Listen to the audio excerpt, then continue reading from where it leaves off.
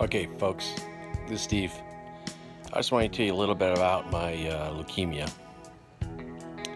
Back in 2013, I was diagnosed with leukemia. It was totally shocked to me. Didn't expect it. What happened was, I just went in for a general checkup, and had a little cold. My wife had gone down to Houston for a couple days, and during that time, I just got really sick, and actually almost stopped breathing while I was in bed.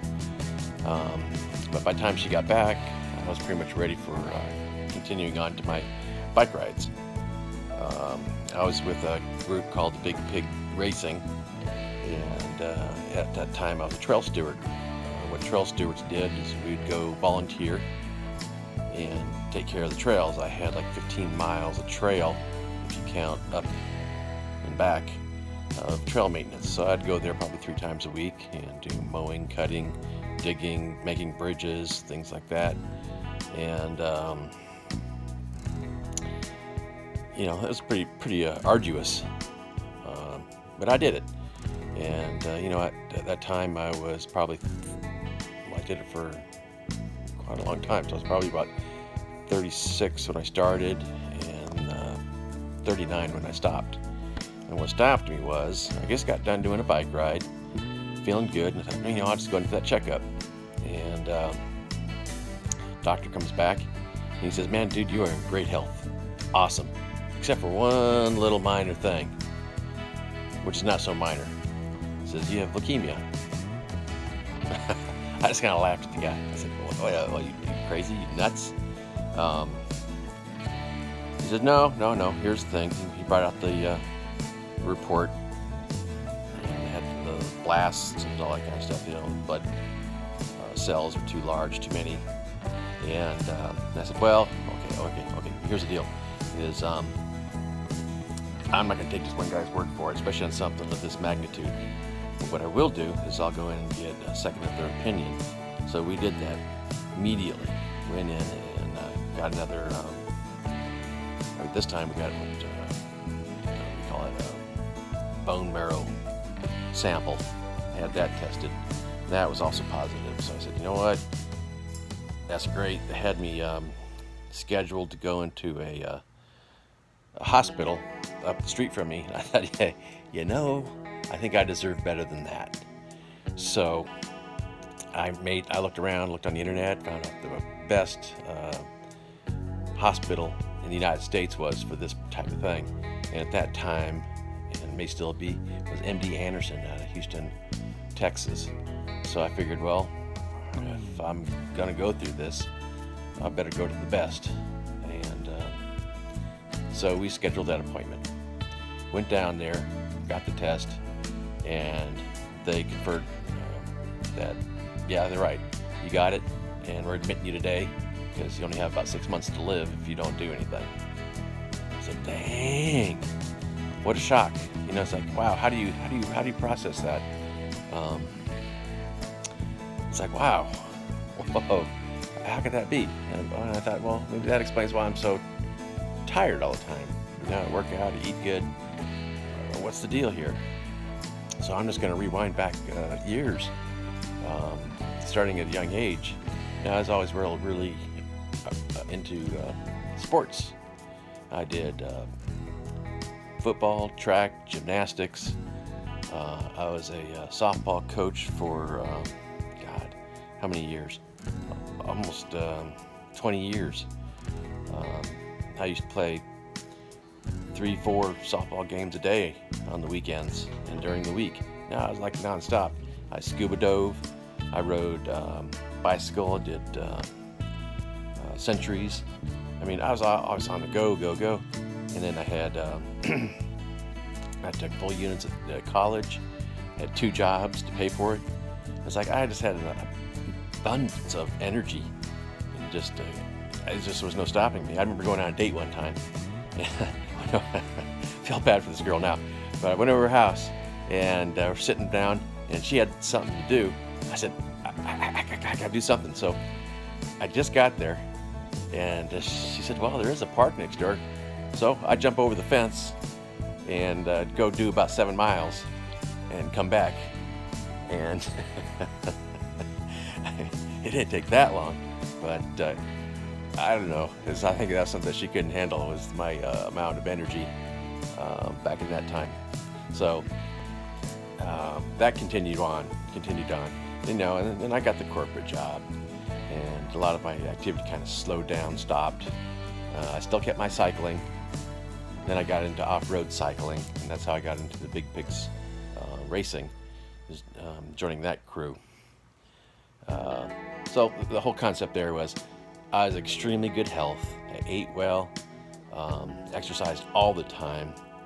I was busy all the time, working my brain, doing the corporate job, doing excellent. So at 39, I did that thing, had to go in, and that changed my life. And God, it changed my life.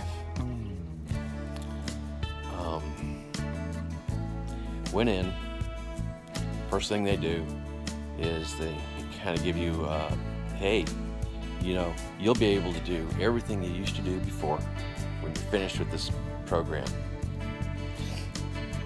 You'll be able to do your bike ride, and you'll be able to do everything you want. I said, wait a minute, you don't really understand what this boy used to do. I said, you know, if I was the kind of guy that just sat around and watched TV and didn't do anything all the time, I said, yeah, I can continue to do that. I said, but I got to ride my bike, and I got to do this, and I have to do that. You know, I have all these things I want to do. I had all this volunteer stuff. I've been volunteering since I was 20 years old, nonstop. And I just can't stop doing that. So anyway, so we got in. They gave me my first chemo. And they warned me, hey, your hair's going to fall out. So I said, I had more then than I do now. That was back in 2012. I'll post a picture of me when I was there. I kind of looked like a different person completely. The only thing it resembles is the 2 eyes. So the chemo, I had my hair shaved just so it wouldn't be so messy when it started falling out. And then I say, you know, a couple weeks after that first round of chemo, that hair was gone on everywhere. Literally everywhere. No hair.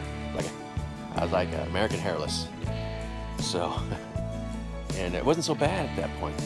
You know, I felt a little bad. You know, I got the runs, and, you know, barfing a little bit, but it wasn't too bad. Still enjoying the hospital food. Then they do the second chemo.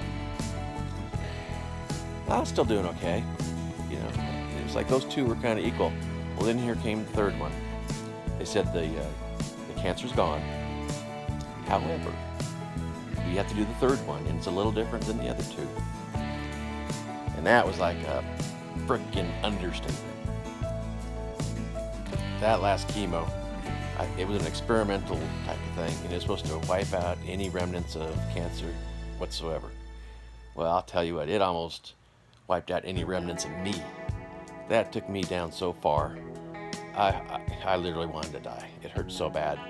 I would say probably physically, that was the most painful thing I have ever gone through. I went from 220 pounds, down to 155 in a couple of weeks. I couldn't eat. I was leaking out of every orifice you could think of. I had tubes in here, had tubes in here. They were pumping me with morphine and a bunch of other stuff. It's like, oh God, I was just like every day in a fetal position. It was hell. And I just prayed, God, take me, man. This is not worth it. Just a bit of trivia on that. I went in with 4 people with exactly the same thing I had. I was the only one that survived. They dropped off one by one. Boom, boom, boom. You know, what I had over them is I was youngest and I was the best in shape. Most of them were over 60 easily. And they just couldn't handle it. Because it's hell. It is hell. Even afterward. And my wife had to give me injections all the time. And even when you go home, you still have the tubes in you, and you gotta keep going back, and then you get morphine withdrawal, and you try to quit. It's like, dang, it's just like miserable. And during all that time, while I'm in the hospital, I'm only making half the pay I was making. So now the mortgage is starting to hurt. Now the bills are coming in from the medical bills. It's like a tidal wave of financial problems.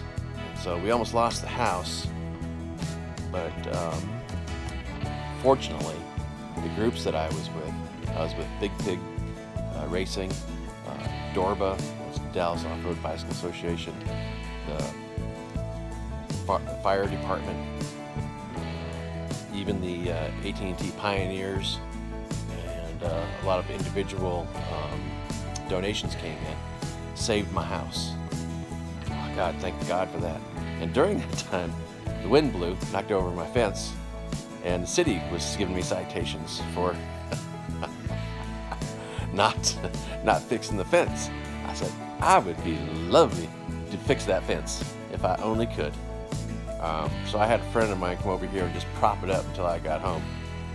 And then that propped up for a little while, and then I just hired a company to come in and fix the one strand. And I said, you know what, I'm gonna fix that city. I'm gonna put in a 10-foot fence, a gate across the driveway, so their nosy little butts can't see inside my backyard anymore. Yeah, so that handled that problem. But you know, you got to go through all this stuff. It's like your life starts to spiral. Your health goes down, and your finances kind of dwindle, and then the stress in your family, it affects everything, and it doesn't stop. So I'm gonna shoot straight past all the misery parts of the story, and get to where I'm out now. And I still continued my job. I got back in, and I was performing. I was doing everything. Actually, I performed at the same level I did when I left. I was always at the top of the bell curve.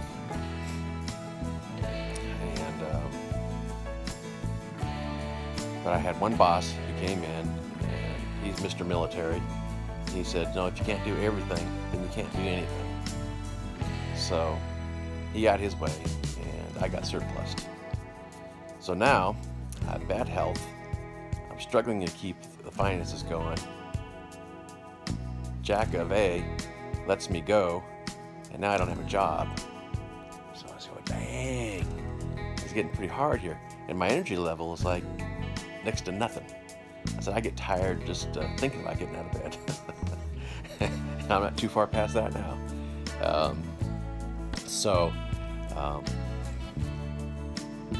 I decided, I'm gonna try to do something. I'm pretty handy. I've had some houses in my past. I had a house in Indiana, I had a house in Georgia, and I rented them out when I left.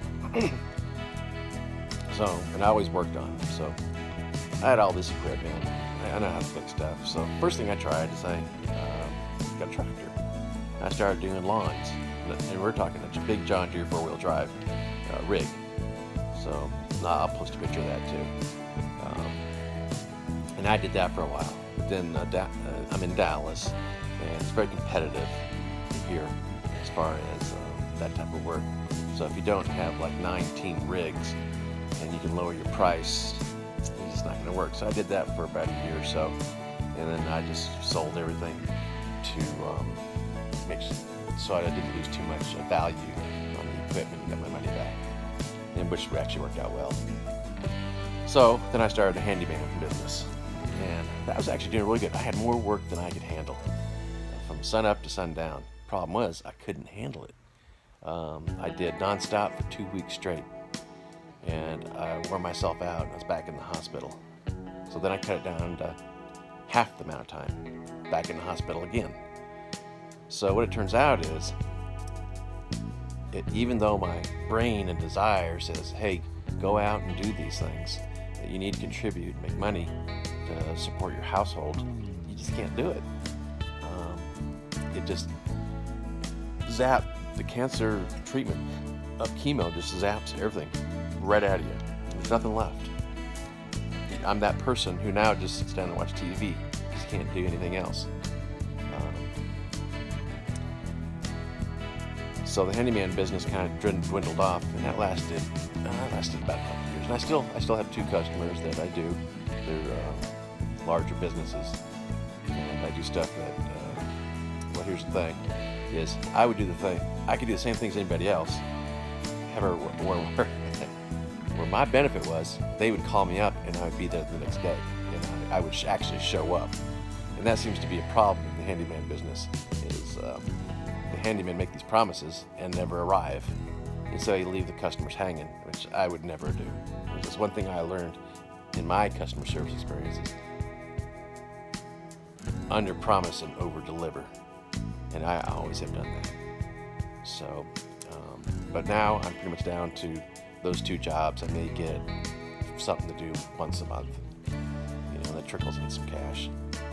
So this is not a cash video. This is just an explanation of how cancer affects the life, even if you survive. Survival is a constant effort. So now it's 2019. I got out in 2013, so I'm 6 years out. I am doing better. I have a little bit more energy. However, my ability to process, I was like a sharp as a tack. I could whip off negative compliments like nobody's business. Now you can see in some of my videos that it just kind of is not there. You have to really think about it. And really, when inside my head, it's I know where I want to go, but it's a blank slate. And I got to search hard and heavy to figure out the word and where I was going with that. So that's kind of why I'm doing this YouTube stuff. Is I need something to stimulate my brain, stimulate my purpose for being here, which I think a lot of people in my position struggle with. Is I survived, paid almost $2 million for the medical bills to get through this, and you get through it, and now what? It's a sack of garbage life. Yeah, you're alive, but you're not really living. So this is sort of my way of, I guess you say, sort of a personal journal therapy type of thing. I like to talk to people. I like to express myself. I like to listen to what people have to say, as long as they agree with me 100%. I enjoy the grandkids, but I really miss my sports life. And I understand I'm getting older. That's a natural part of the thing. And I think I could have dealt with that without the cancer. That was just an added negative bonus. But working through it. Life is real tough still. Real strain on relationships. Pretty much all people who claim to be my friends have kind of popped away. But I'll make new ones. They say for everything that happens, there's a silver lining.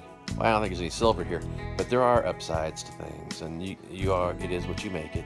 If you want to make it better, you can make it better. It won't be as best as it used to be, but it'll be better. What good does it do to dwell on the negative? But reality is what it is. There are people who go through this type of thing. They need people. They need understanding and compassion. It's not that they don't want to try. They don't want to participate. It's just they can't. And I didn't realize that to the fullest extent until I've actually been part of it. So if you have any questions, I am an open book on this cancer thing. I think that being quiet about it is a disservice to everybody, not just those who have it, but to those who are caretakers, those who will be caretakers, those who will have it. Everybody, our general public has no clue on what cancer is and what it does to people, how it affects their lives. And I will tell you everything I know about it, because I've experienced it for almost 7 years now, and it's a different world. It's a different world, and it's a harsh world when you realize that without cash, you're nothing. Absolutely nothing. So, and when they say the buck stops here, the buck stops where you run out of it. So anyway, I will answer any questions you have. Don't feel shy. For those who have and don't want to talk about it, I respect that too.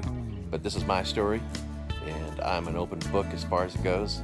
So bring it on. I can take it. So thank you. I appreciate it. I know this is an extra long video. I've tried not to make it boring. I tried to really focus on what I really wanted to tell. So there you go. So I'll edit this a little bit, and I'll throw in some pictures so you can see some of the areas of my cancer that I went through. So thank you. Appreciate it. And I'll see you again real soon.